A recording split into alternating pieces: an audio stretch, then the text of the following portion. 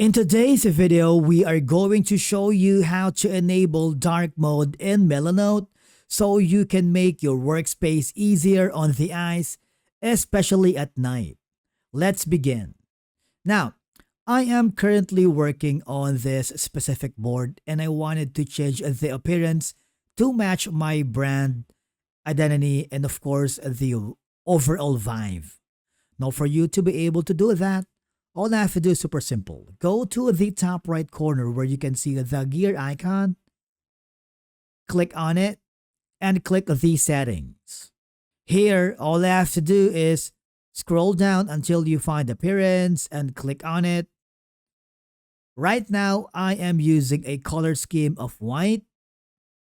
And for you to be able to use the dark mode, just click on the dark mode.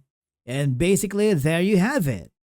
Now, if the changes doesn't apply immediately, I just want you to restart the app and the dark mode should be applied perfectly. And basically, that's it for today's video on how to change and enable dark mode in Milanote.